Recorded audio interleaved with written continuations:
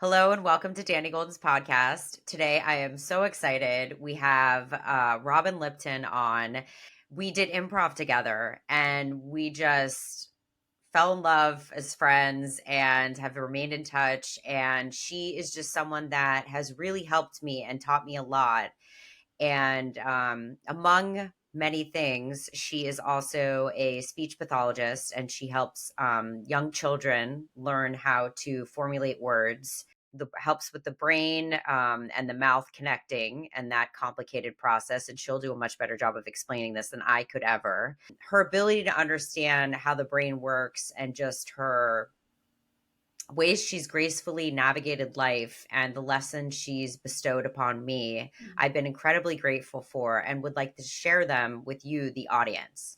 So today, the life lessons that Robin's going to discuss with me are changing habit patterns, controlling stress and emotions, the floating question mark, which is always very fascinating. And we'll have a little conversation about spirituality because that's something that Robin and I always debate about going back and forth. I believe in spirituality. She doesn't.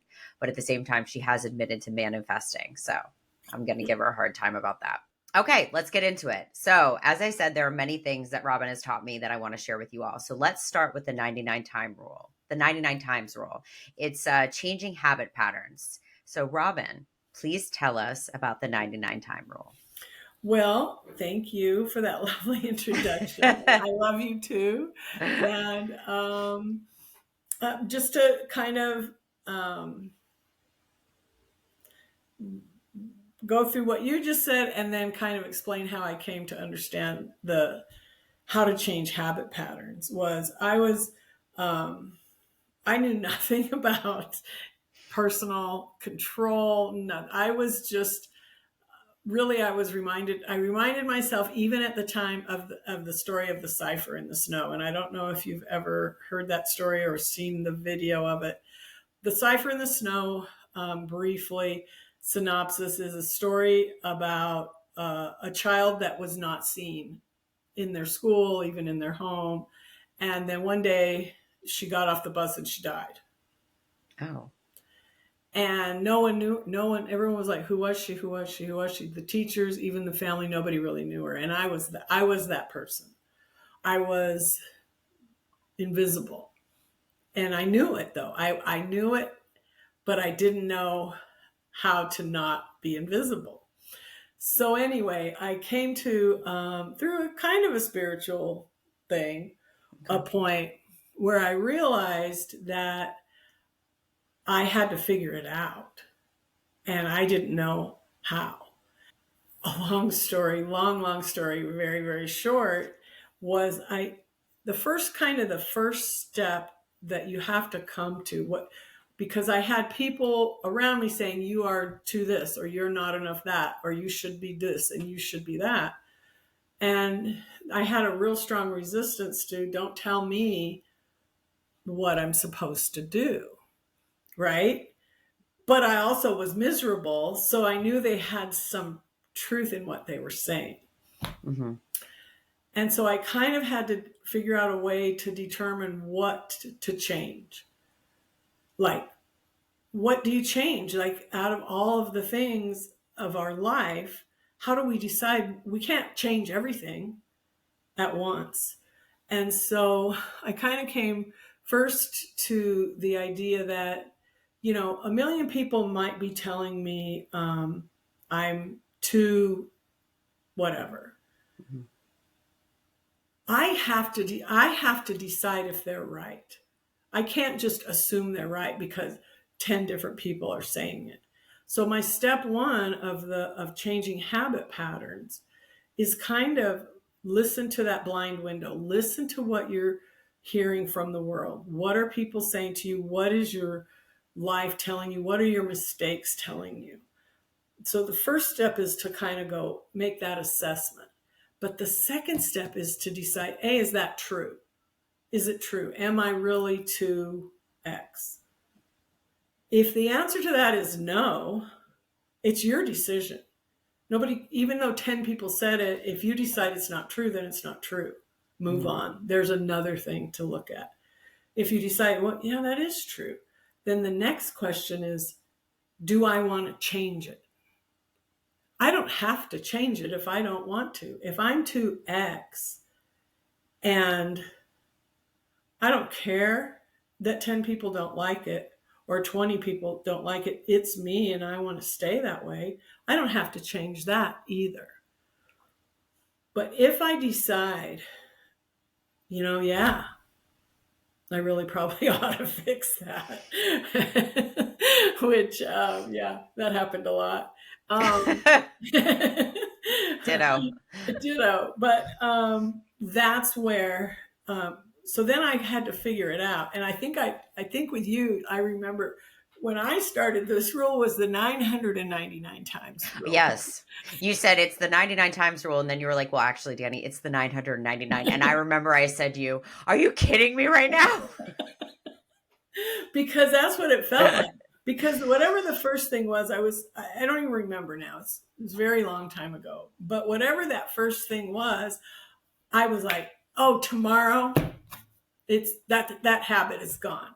It's gone tomorrow. Of course. Yeah. Right. Yeah. No, it wasn't gone. It wasn't even, anyway.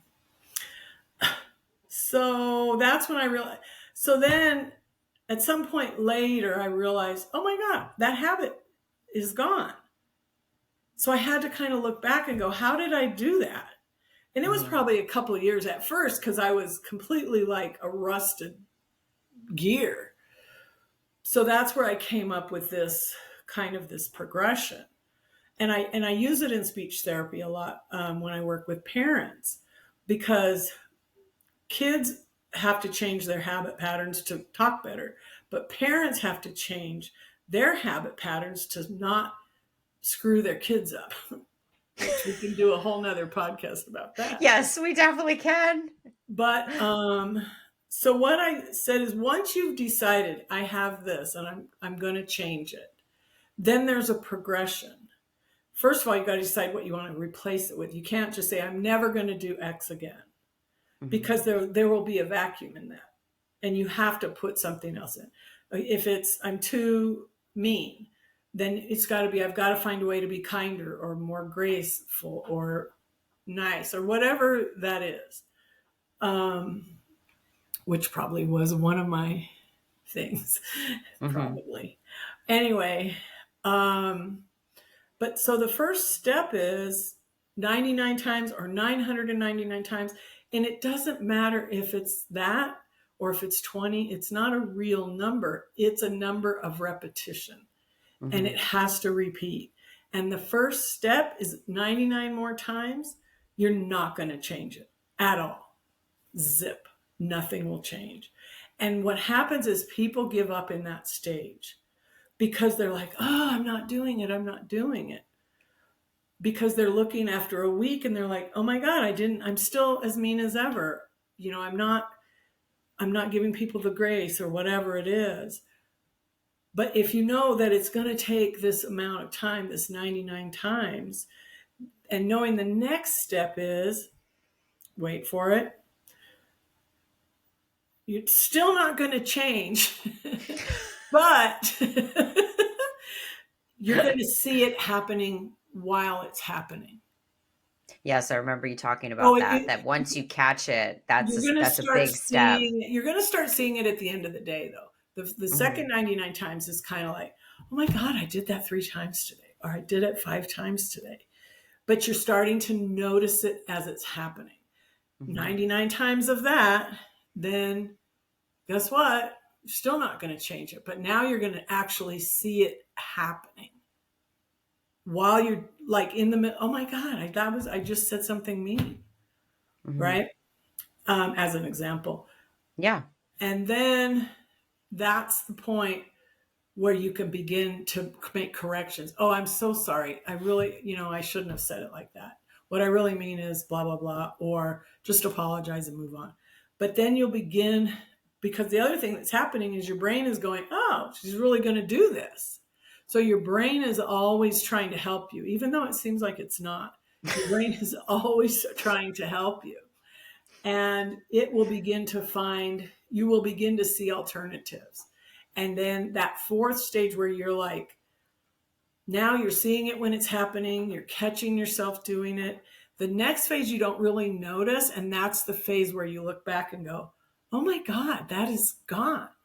I did it. It's in the past now. And that the first time kind of that I realized it, I was like, oh my God, I have to do this over and over and over again because I had so many bad habits, right? Yeah.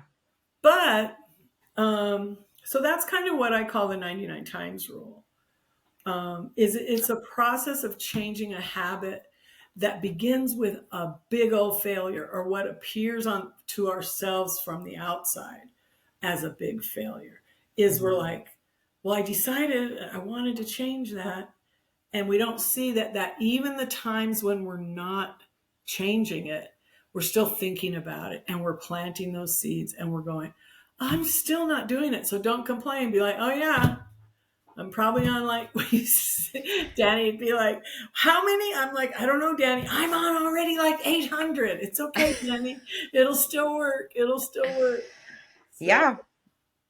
that's that. Yeah. I even started doing it recently with, I wanted to wake up every morning and just feel grateful and just not carry the pain of my past, like in my unconscious thoughts and behaviors and things like that.